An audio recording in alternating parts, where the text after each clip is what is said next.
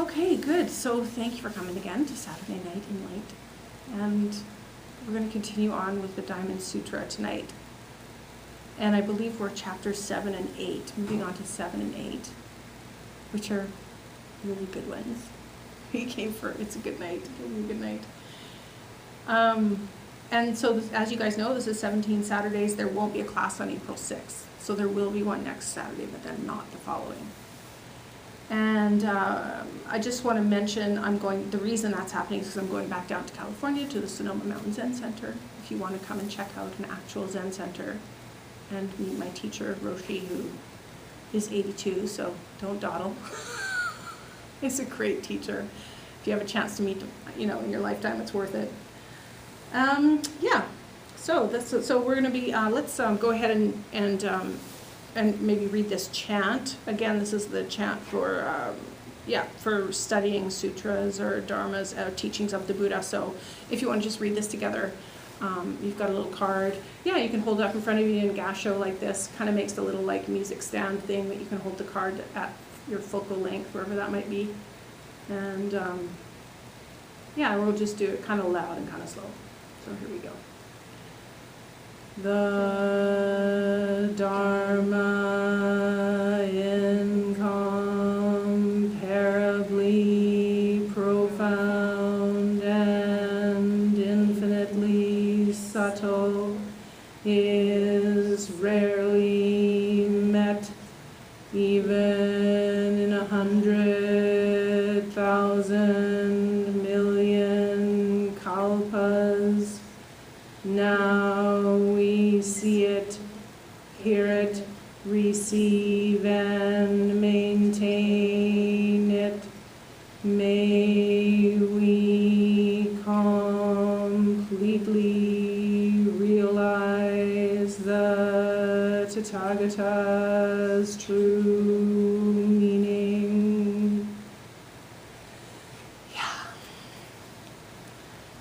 Yeah, I remember when I first started studying with Roshi, I think it was one of my very first ever interviews with him, because when you go down there, you can have Dokusan with him, where you sit in a room one-on-one and chat.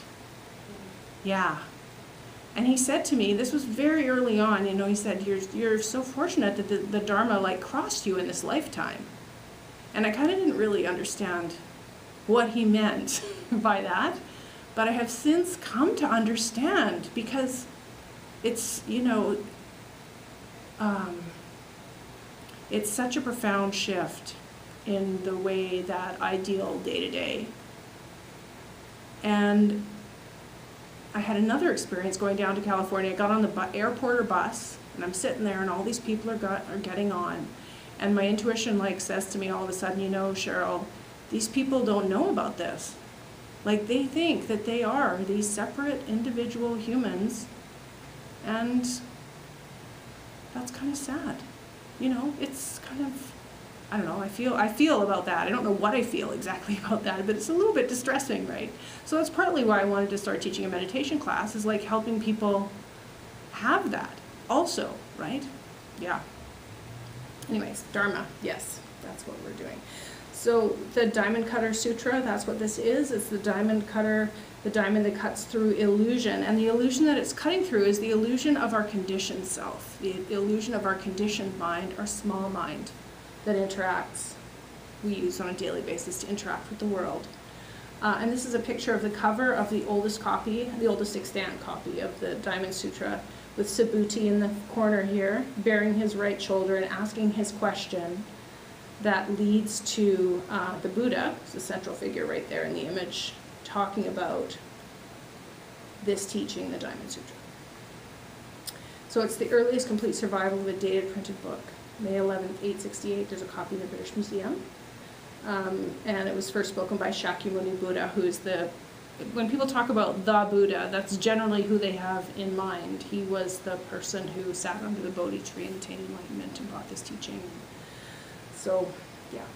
And then if you want to order a copy and you haven't yet, you can just email Alex Johnson at that. Actually, what you do is click on support this site or something like that. You can donate a little PayPal donation, and he'll email you a copy. And then if you want to listen to this sutra, there's a really nice reading on YouTube by Chris Johnnies. Have you guys listened to that yet? it's good. Yeah, I really like it. Do you like it? Mm-hmm. It's like, yeah, really helpful. Like even just play it when you're falling asleep at night. And then your mind will go, huh, like all night long. Yeah. So, yeah. So the Diamond Sutra is about the realization of emptiness, really. That's what Buddha's trying to bring us to here, is this realization of this kind of alternate, truer view of reality. So Jiko is this idea of our true self, right? He's not trying to bring you to anything unfamiliar or anything that's outside of you. He wants to bring you to exactly who you are, like exactly who you truly are at your truest nature. Yeah. So true being you as you truly are. And he would say, you know, you're it already, like you already are Buddha nature. This is already a done deal. It's just a question of realizing it so that you can be free from your conditioned mind. Yeah. So don't be dismayed by small self or illusion, I guess, is what that comes down to. And then there's a few lines that we're going to be looking at tonight that I just wanted to pull out and look at a little bit separately before I go ahead and read the sutra, because I think they're just, I just tried to hit the high points a little bit. And so one of the lines is that Buddha's disciples are not enlightened by a set method of teaching, right? So again, it's not a thing where you can sit down and study a workbook and do the 12 steps. It's not like that. It really isn't. I mean, neither are 12 steps. I don't mean that. But it's just that it's not a set method of teaching, right? It's not a do this, do that. But instead, they're taught by an internally intuitive process. An internally intuitive process. Like I would say that your Buddha mind is already looking for you. Or your Buddha mind's already kind of found you. On the Buddha mind, it's kind of a done deal, right? But you know, but internally, I think this is what we're looking for. We're just not aware of it. We're just not aware of it. It's the strangest conundrum, you know? And so it's like we're kind of trying to ping our way into it a little bit. And so there's this idea of way-seeking mind, right? You know, there's a rising mind, which brings you to a meditation class, and then there's way-seeking mind, which is your own internal intuitive process bringing you through to who you truly are, to your true nature. Yeah. So I would encourage you to trust, especially as you start meditating, that internal intuitive process that is your own unfolding, that is your own, you know, it will lead you exactly where you want to go. Like, yeah, or where, you know, it leads you nowhere. It leads you to nothing, is the irony, but it does get you there, yeah. Internally intuitive process, which is spontaneous. Like it happens spontaneously to everybody all the time, I feel. You know, and we can do things to pay attention to it or not pay attention to it, but it happens spontaneously. And it's part of your own inner nature. It's your own inner nature calling to you, I would say. Yeah. Yeah. So it's about kind of almost letting that process happen more than anything else.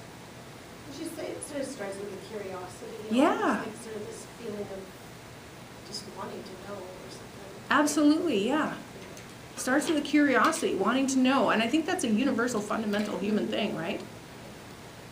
It's like that feeling, man, there's got to be more to this.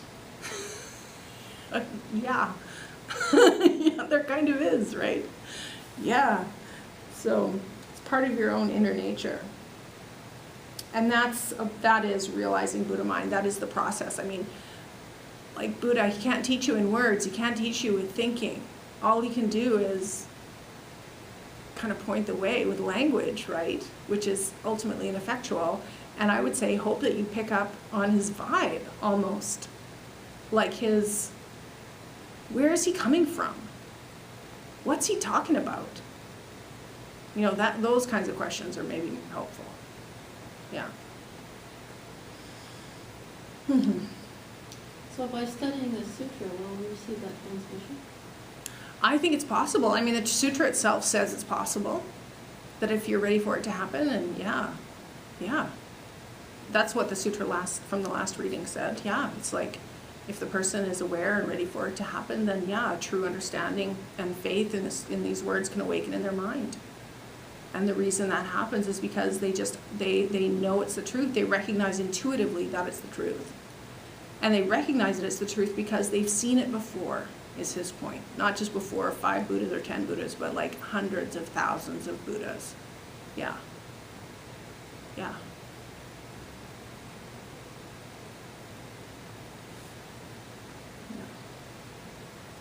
So in this next 2 chapters, it also says, there's no self, there's no such thing as merit. Like, you can't accrue merit by doing good deeds. It's impossible, because merit kind of isn't a thing. Because merit is emptiness, right? Merit is Buddha mind too. So no merit, there's no Buddhas, there's no teachings. Like, he says all this in the sutra. There's none of that. Right? He doesn't really give you a leg to stand on, does he? Yeah. And so what then? Like, what is he talking about? There's no self, no merit, no Buddhas, no teaching. What the hell are we doing here then, right? He's trying to bring you to something other than what you're used to thinking about or knowing about or dealing with, yeah. So what then is a great, and then maybe like, what? What? What? And then maybe just for one more, for good measure, what? What? Yeah, and Dogen uses that word a lot. And he finds that Dogen is the guy who brought Zen Buddhism from China to Japan in the 13th century. And he, like when he would, like for example, if my 2 kids were playing a game, if I were to ask them, what are you playing? I'm not asking like Monopoly Clue, right? What? What are you playing? Yes. What? I think of my Jewish friends in New York. What? Yeah, that sort of thing.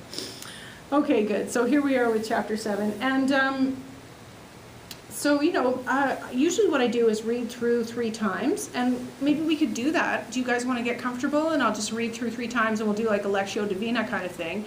And to really just let the words land with you, right? This is an ancient sutra. It's been around for a long, long time. I'm sure you've heard it before. Here it is again, chapters 7 and 8. And I'll just read through them 3 times. Yeah? Are you guys comfy enough to do that? If you need a chair or whatever, you sure can.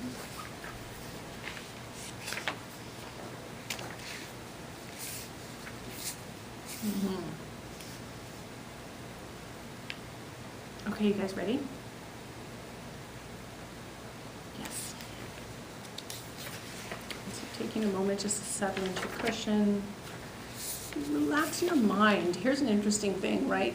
When I say mind this time, I'm talking about brain. If you notice, the state of your brain, and just kind of let it relax, like as if it was a muscle, just let it kind of unwind and drop and float.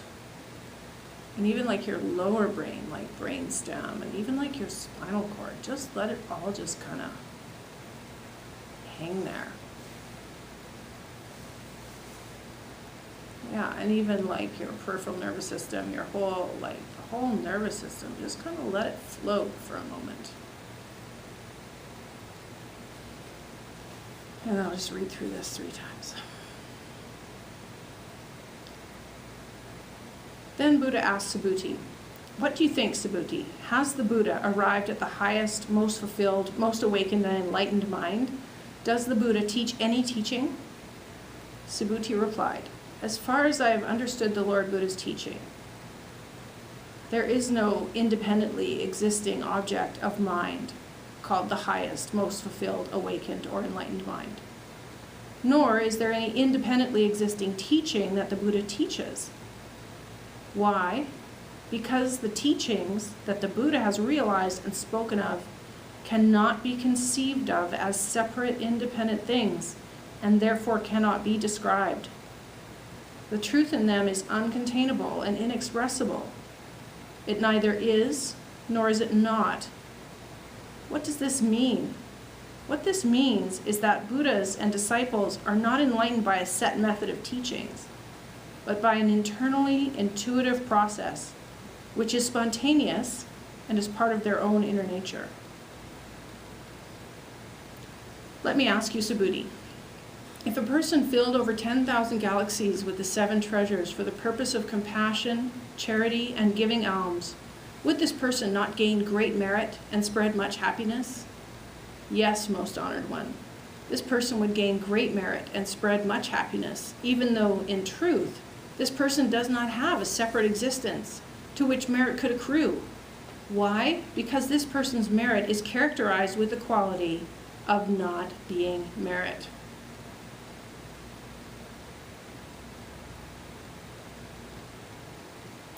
The Buddha continued. Then suppose another person understood only 4 lines of this sutra, but nevertheless took it upon themselves to explain these lines to someone else. This person's merit would be even greater than the other person's. Why?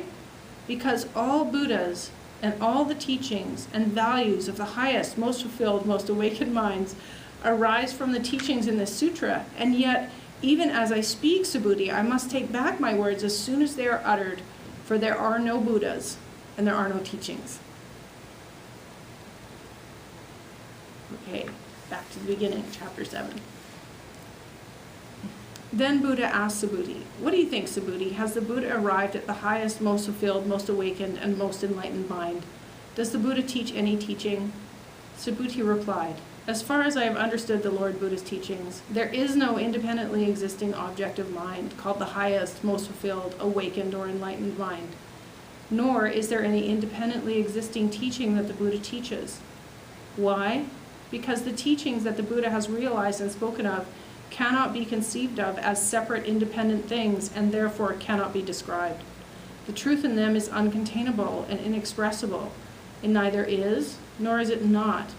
What does this mean? What this means is that Buddhas and disciples are not enlightened by a set method of teachings, but by an internally intuitive process which is spontaneous and is part of their own inner nature. Let me ask you, Subhuti, if a person filled over 10,000 galaxies with the 7 treasures for the purpose of compassion, charity, and giving alms, would this person not gain great merit and spread much happiness? Yes, most honored one. This person would gain great merit and spread much happiness, even though, in truth, this person does not have a separate existence to which merit could accrue. Why? Because this person's merit is characterized with the quality of not being merit. The Buddha continued. Then suppose another person understood only 4 lines of this sutra, but nevertheless took it upon themselves to explain these lines to someone else. This person's merit would be even greater than the other person's. Why? Because all Buddhas and all the teachings and values of the highest, most fulfilled, most awakened minds arise from the teachings in this sutra. And yet, even as I speak, Subhuti, I must take back my words as soon as they are uttered, for there are no Buddhas and there are no teachings.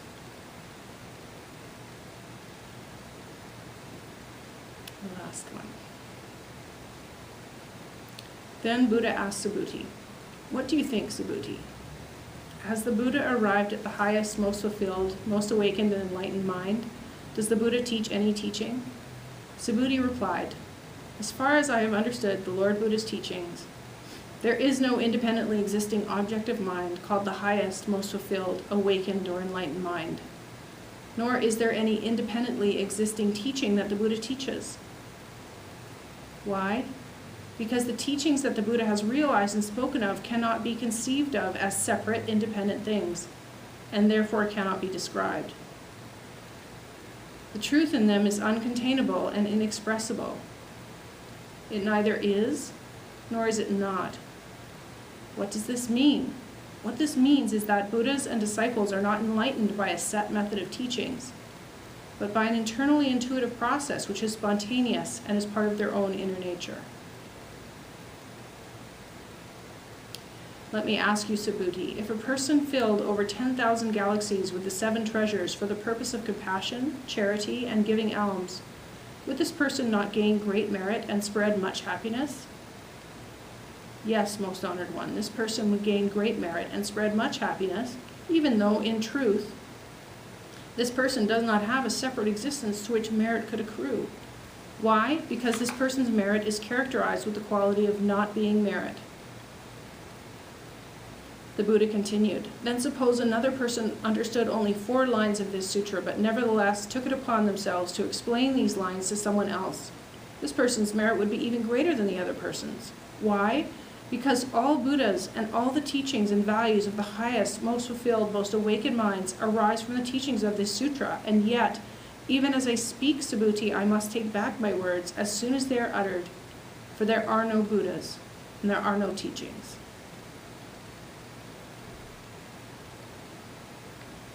Yes, that's that.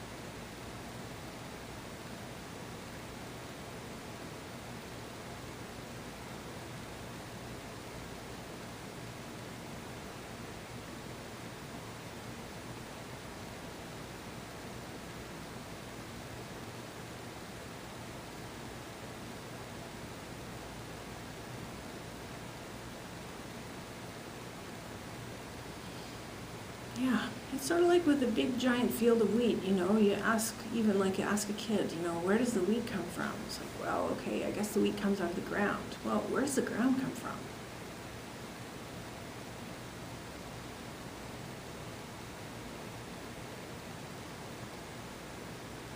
You know, it's the thing behind the thing.